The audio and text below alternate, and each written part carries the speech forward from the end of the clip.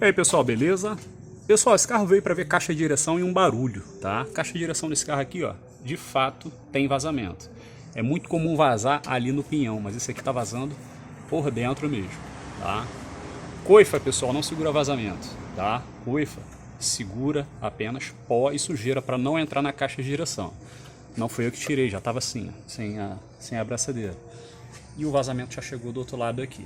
Ou por vazamento aqui, ou porque ele viajou por dentro da cremalheira. Mas ele veio, na verdade, por causa de um barulho, no qual eu falei para ele que, ó, eu não acho que seja caixa de direção. Mexe aí.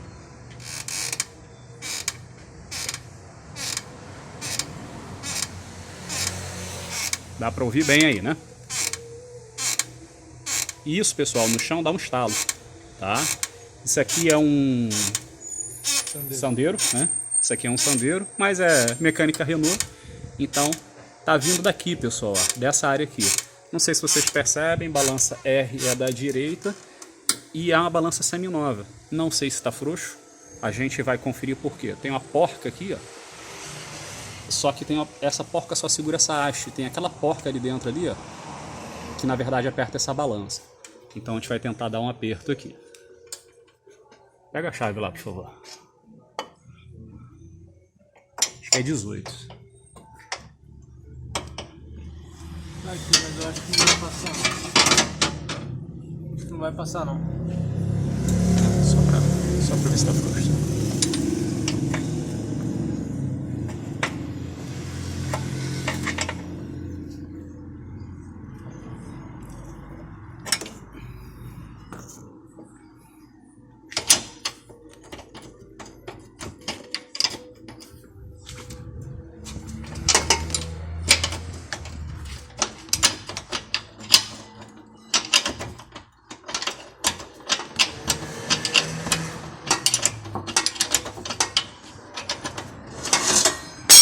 Pega a chave dali de cima.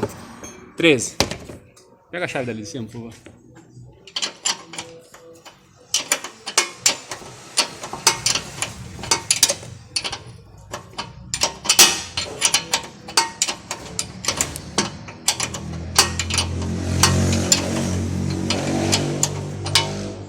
Parece ser nova mesmo, tá, pessoal?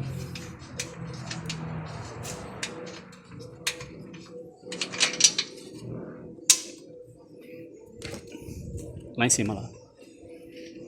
Baixa o carro ali um pouco.